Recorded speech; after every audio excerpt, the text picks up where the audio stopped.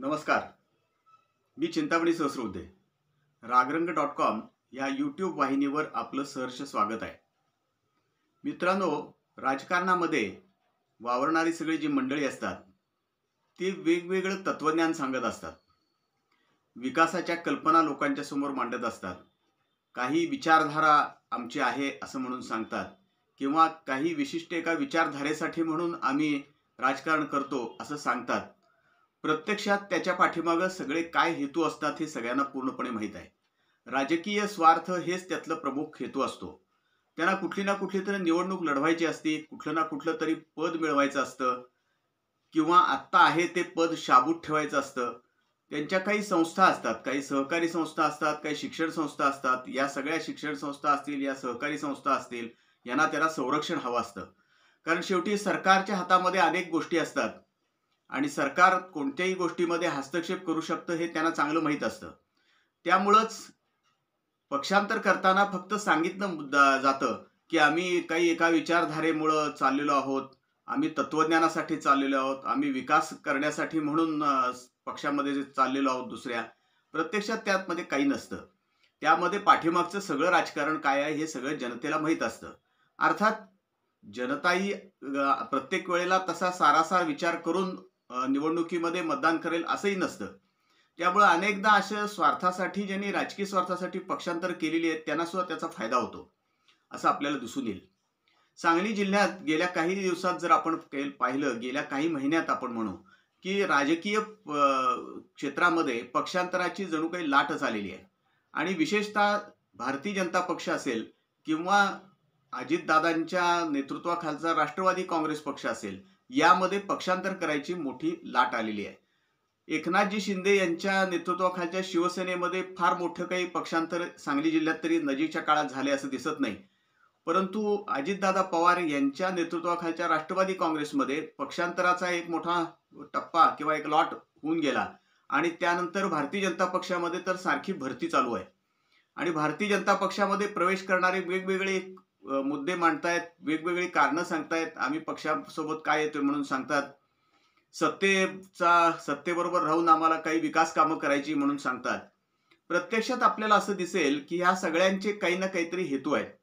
आता सांगली किंवा आणखी काही मिरज असेल किंवा आणखी जत असेल किंवा आणखी कुठलाही शहर असेल किंवा जिल्ह्याचा भाग असेल, इथला आम्ही विकास करणार आहे म्हणून आम्ही पक्षांतर करतोय म्हणून सांगतात. परंतु आजपर्यंत ते पक्ष झालेलं नाही. हे त्या पक्षामध्ये जेव्हा होते तेव्हा त्यांच्याकडून काही काम झालं तर का, असा प्रश्न आता साहजिकच त्यामुळे उपस्थित होतो. आपल्याला असं दिसेल की अगदी सांगलीचा विचार केला, आता सांगलीला आम्ही स्मार्ट सिटी करू किंवा सांगलीचा सगळा विकास करू, शेरी नाल्याचा प्रश्न सोडवू असं सगळे सांगतात. मुळात शेरी नाल्याचा प्रश्न हा खूप जुना आहे आणि त्याकरता अनेक प्रयत्न पण झालेले आहेत. परंतु सांगली शहराचा जो विकास म्हणून आहे तो किती दिवसापूर्वी सुरू झाला, तर आपल्याला असं दिसेल की 1990 पर्यंत साधारणपणे आपल्याला असं दिसेल की नगरपालिका अस्तित्वात होती. तसं पाहायला गेलं तर नगरपालिका 1998 पर्यंत होती. त्यानंतर सांगली मिरज कुपवाड महापालिका झाली. पण 90 पर्यंत नगरपालिका असताना, म्हणजे विशेषतः 90 पर्यंत काम झालेलं आहे नगरपालिकेकडनं आणि ते काम अतिशय भरीव स्वरूपाचं व्हायचं. आणि त्यावेळेला नगरपालिकेमध्ये काँग्रेसचीच सत्ता होती. परंतु काँग्रेसचे त्यावेळेचे जे नेते होते आणि मधल्या काळामध्ये 5 वर्ष नागरिक संघटनेची सत्ता होती. डॉक्टर देवीकुमार देसाई हे नगराध्यक्ष होते. परंतु या सगळ्या पिरियडमध्ये नगरपालिकेनं अनेक कामं केली, अनेक दवाखाने बांधले, अनेक इमारती बांधल्या, क्रीडांगणं विकसित केली, अनेक व्यायाम मंडळांना मदत केली, जागा दिल्या. परंतु आपल्याला असं दिसेल की 90 नंतरचा जर आपण सगळा काळ पाहिला, 90 पासून आपण असं समजू की साधारणपणे 2014 पर्यंत आपल्याला काही काम फारसं झालेलं दिसत नाही. सांगली शहरामध्ये काही नवीन झालंय असं दिसत नाही. जे काही झालं असेल ते त्याबद्दल वादच अनेक निर्माण झालेले आहेत. 2014 मध्ये आमदार सुधीरदादा गाडगीळ सांगलीतून पहिल्यांदा निवडून गेले भारतीय जनता पक्षाचे उमेदवार म्हणून. आणि त्यानंतर सांगलीमध्ये बऱ्यापैकी कामं व्हायला सुरुवात झाली. रस्ते असतील, पूल असतील, काही इमारती असतील, क्रीडांगणाच्या बाबत देखरेख असेल, या सगळ्या कामांना त्यानंतर सुरुवात झाली. परंतु त्या 1990 पासून महापालिकेचा सगळा काळ 2014 पर्यंतचा आपण काळ पाहिला तर काय काम झालं तर आपल्याला काही सांगता येत नाही. तर जे आता पक्षांतर वेगवेगळं करतात, मग ते कसं करतात की ज्या ठिकाणी विधानसभेसाठी जागा शिल्लक आहे का, तिथं कोणाची स्पेस शिल्लक आहे का, असं पाहून पक्षांतर करायचं. जिल्हा परिषदेसाठी सुद्धा तशीच परिस्थिती आहे, पंचायत समितीसाठी सुद्धा तशीच परिस्थिती आहे, नगरपालिकेसाठी सुद्धा तशीच परिस्थिती आहे. काही जण अनेक जणांच्या शिक्षण संस्था आहेत, काही जणांची सहकारी संस्था आहेत, काही जणांच्या सहकारी संस्थांमधल्या पूर्वीच्या काही गोष्टी आहेत, त्यामुळे सहकारी संस्था बंद पडलेल्या आहेत. त्या सहकारी संस्थांना बंद पडलेल्या आहेत, त्याची चौकशा चालू आहेत. या सगळ्याला थोडंसं संरक्षण मिळावं, त्या सगळ्या चौकशीच्या कटकटीतून आपली थोडीशी मुक्तता व्हावी आणि आपल्या शिक्षण संस्थांना सुद्धा संरक्षण मिळावं, त्यातनं आपल्याला काही प्रगती करता आली, त्यातनं आणखी काही शिक्षण संस्थांचा आपल्याला विस्तार वाढवता आला तर पाहावा, म्हणून हे अनेक वेळेला पक्षांतर होतात असं आपल्याला दिसेल. आता सांगली, मिरज आणि कुपवाड महापालिका क्षेत्रामध्ये त्यानंतर बाहेरच्याही अनेक क्षेत्रामध्ये गेल्या काही दिवसाची पक्षांतर झालेली आहेत, ती आपण पाहिली तर खरी कसोटी या सगळ्या पक्षांतर करणाऱ्यांची लागणार आहे ती वेगवेगळ्या निवडणुकीच्या काळामध्ये. म्हणजे जिल्हा परिषदेची निवडणूक होईल तेव्हा, पंचायत समितीची निवडणूक असेल तेव्हा, त्या ठिकाणच्या नगरपालिकांच्या निवडणुका होतील तेव्हा, आणि सांगली, मिरज, कुपवाड महापालिकेच्या निवडणुकीमध्ये. यावेळेला हे सगळं यांचं तत्वज्ञान आहे, जे आता सांगतायत की आम्ही ह्या तत्वज्ञानाकरता भारतीय जनता पक्षात प्रवेश केलाय, आम्ही या विचारधारेसाठी भारतीय जनता पक्षात प्रवेश केलाय. त्या सगळ्यांच्या तत्वज्ञानाची, सगळ्यांच्या विचारधारेवरच्या विश्वासाची कसोटी लागणार आहे ती निवडणुकीच्या काळामध्ये. त्यावेळेला जेव्हा उमेदवारीचं वाटप होईल आणि त्यांच्या समर्थकांना जर उमेदवारी मिळाली नाही तर ते काय करणार हा खरा प्रश्न आहे. किंबहुना ते त्यांचे समर्थक त्यांचा विचार घ्यायला थांबणारच नाहीत, ते बंडखोरीच करणार आहेत, हे आजच उघड आहे. कारण इतके गट भारतीय जनता पक्षामध्ये वेगवेगळ्या प्रकारचे येऊन सामील झालेले आहेत आणि प्रत्येकानं आपापला तंबू वेगळा ठोकायची सुरुवात आतापासूनच केलेली आहे. त्यामुळं त्यांच्यातच प्रचंड भांडणं लागणार आहेत. तर त्यामुळं हे सगळी विचारधारा, सगळं तत्वज्ञान, ह्याला काही सांगायला काही अर्थ नाही. यांचे प्रत्येकाचे काही ना काहीतरी हेतू आहेत, प्रत्येकाचे स्वार्थ आहेत आणि म्हणून हे पक्षांतर करतायत. त्याला वेगवेगळा मुलामा दिला जातोय आणि हे माहीत आहे सगळ्यांना. हे काय नवीन मी सांगतो अशातला भाग नाही, हे सगळ्यांना माहीत आहे. हा असा मुलामा राजकारणामध्ये दिला जातो आणि त्या मुलाव्यामुळेच हे सगळे पक्षांतरासाठी सिद्ध झालेले आहेत. आता महायुती ही कट्टर हिंदुत्वाच्या मुद्द्यावरती आधारित आहे, ते स्पष्टपणे सांगतात. म्हणजे उपमुख्यमंत्री एकनाथजी शिंदे मुख्यमंत्री असताना सुद्धा सांगत होते, आता उपमुख्यमंत्री असताना सुद्धा सांगतात, त्यांचे सर्व सहकारी त्याच पद्धतीने सांगतात. भारतीय जनता पक्ष तर उघडपणे सांगतो की आम्ही हिंदुत्ववादावरती निष्ठा ठेवतो, विश्वास ठेवतो. आता हे जे सगळे पक्षांतर करून आलेले आहेत, यांचा या विचारधारेशी काही संबंध आहे का? कधी यांनी हिंदुत्ववादी विचारसरणीच्या दृष्टिकोनातून कधी विचार केलेला आहे का? तर आपल्याला असं दिसेल की यांचा काही संबंध नाही. मग यांची ही विचारधारा कुठल्या विचारधारेमध्ये हे प्रवेश करतायत किंवा कुठल्या तत्वज्ञानाचा आधार घेऊन हे प्रवेश करतायत, याच्यावरून आपल्याला असं दिसतं की राजकारणामध्ये ह्या गोष्टी सांगायच्या असतात फक्त, आणि प्रत्यक्षात व्यवहार वेगळा असतो. राजकारणामध्ये आपल्याला जिथं स्पेस असेल तिथं आपल्याला स्पेस निर्माण करायची, आपल्याला काही नवीन संस्था स्थापन करता आल्या तर पाहायच्या, काही सत्तेची पदं मिळाली तर पाहायची.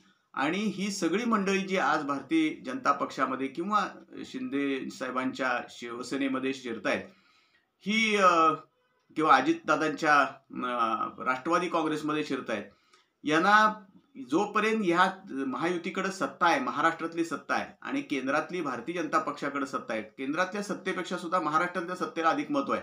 कारण महाराष्ट्रातली सत्ता अधिक महत्वाची आहे, वेगवेगळी पदं हे मिळू शकतात. तसंच संरक्षण सुद्धा याच सत्तेपासून जास्त अधिक थेट मिळू शकतं. कारण मुंबईशी जसा आपला थेट संबंध येतो तसा दिल्लीशी येत नाही. त्यामुळं ही सगळी मंडळी महाराष्ट्रातली सत्ता भारतीय जनता पक्षाची आणि महायुतीची असल्यामुळं पक्षांतर करतायत. त्याला ते वेगवेगळे तत्वज्ञान जोडतायत, वेगवेगळी कारणं देतायत, वेगवेगळे मुद्दे मांडतायत, वेगवेगळा युक्तिवाद करतायत. परंतु सर्वसामान्य जनतेला हे स्पष्टपणे माहीत आहे की ह्या तत्वज्ञानाला, ह्या विचारधारेमध्ये आम्ही विश्वास ठेवतोय वगैरे, ह्याला काही अर्थ नाही. ही सगळी माणसं वेगवेगळ्या कारणानं, वेगवेगळ्या हेतूनं पक्षांतर करतायत आणि हे वेगवेगळ्या हेतूनं, वेगवेगळ्या कामाकरता म्हणून ज्यांनी पक्षांतर केलं, अशांचा एक सगळा प्रचंड एक जमावडा आज भारतीय जनता पक्षामध्ये जमा होतोय. अर्थात भारतीय जनता पक्षाच्या नेत्यांना सुद्धा याची पूर्ण कल्पना आहे की हे सगळे जे लोक येत आहेत, म्हणजे जे कोण शीर्षस्थ नेते आहेत भारतीय जनता पक्षाचे, त्यांना याची पूर्ण कल्पना आहे की हे भारतीय जनता पक्षामध्ये प्रवेश करणारे हे काहीही म्हणत असले, आम्ही स्मार्ट सिटी बनवू किंवा आम्ही ह्या विचारधारेवर विश्वास ठेवून आलोय, आम्ही विकासाच्या कामाकरता आलोय, आम्ही पाणी प्रश्नाच्या विषयाकरता तो सोडवायकरता म्हणून आलोय, तरी सुद्धा ह्यांचा हेतू, आंतरिकोपी हेतू असं संस्कृतमध्ये म्हणतात, तसं यांचा आंतरी हेतू काय आहे हे सगळ्यांना माहीत आहे आणि त्यामुळं ते सुद्धा कदाचित सावध असतील. अर्थात त्यांचाही राजकीय त्यातला मतलब आहे, भारतीय जनता पक्षाच्या नेत्यांचा, महायुतीच्या नेत्यांचा. त्यांना कोणत्याही परिस्थितीमध्ये स्थानिक स्वराज्य संस्थांवरती वर्चस्व मिळवायचे, जिल्हा परिषद त्यांना सत्तेमध्ये आणायचे, महायुतीच्या सत्तेमध्ये महायुतीचं जिल्हा परिषद सत्तेत आणायचे, पंचायत समित्या जिंकायच्या आहेत, नगरपालिकांच्या निवडणुका जिंकायच्या आहेत आणि महापालिकेची निवडणूक जिंकायची. त्यामुळं त्यांचाही प्रयत्न हाच आहे की हा सगळा जो गोतावळा आहे ह्या सगळ्यांना एकत्र करून ही महापालिकेची निवडणूक जिंकायची, जिल्हा परिषदेची निवडणूक जिंकायची. पाहू त्यावेळेला काय होईल त्यावेळेला, असा त्यांचा एकूण पवित्रा आहे. आपल्याला दिसेल की हा पवित्रा अनेकदा उलटतो सुद्धा. महापौर पदाच्या निवडणुकीमध्ये भारतीय जनता पक्षाची सत्ता होती महापालिकेमध्ये, 41 आणि काही अपक्षांचा पाठिंब्यानं महापालिकेमध्ये भारतीय जनता पक्षाचे महापौर सत्तेवरती होते. परंतु राज्यातली सत्ता बदलली आणि राज्यामध्ये महाआघाडीची सत्ता स्थापन झालेली होती. त्यावेळेला महापौर पदाच्या निवडणुकीत लगेच 5-6 नगरसेवक फुटले आणि त्यांनी तेव्हाच्या राष्ट्रवादी काँग्रेसच्या महापौर पदाच्या उमेदवाराला पाठिंबा दिलेला होता. त्या 6 जणांनी जे भारतीय जनता पक्षातून फुटले आणि त्यांनी पक्षाशी गद्दारी करून मतं दिली विरोधकांना, असा आरोप झाला होता त्यावेळेला. त्यांच्यावर कारवाई करणार, अमुक करणार वगैरे घोषणा झाल्या. परंतु महाविकास आघाडीच्या काळात तर काही कारवाई होणं शक्यच नव्हतं. परंतु भारतीय जनता पक्षाची सत्ता आल्यानंतर सुद्धा काही कारवाई झाली नाही आणि आता तर काय तो विषय संपलेला आहे. म्हणजे सत्ता असेल तर माणसं ही चटकन बदलतात. त्यांच्या त्या विचारधारेला, त्यांच्या त्या तत्वज्ञानाला, त्यांच्या युक्तिवादाला काही अर्थ राहत नाही. हे सगळ्यात महत्वाचं आहे. तुम्हाला काय वाटतं, हे सगळं पक्षांतर ज्या पद्धतीनं होतंय, जी काही विचारधारा सांगितली जाते, जे तत्वज्ञान सांगितले जाते, त्यामध्ये कितपत तथ्य आहे, आपण अवश्य आम्हाला कमेंट्स करून कळवा. आणि आमचं हे रागरंग.com ही यूट्यूब वाहिनी जी आहे ती आपण लाईक करा, शेअर करा आणि प्रामुख्यानं म्हणजे सबस्क्राईब करा.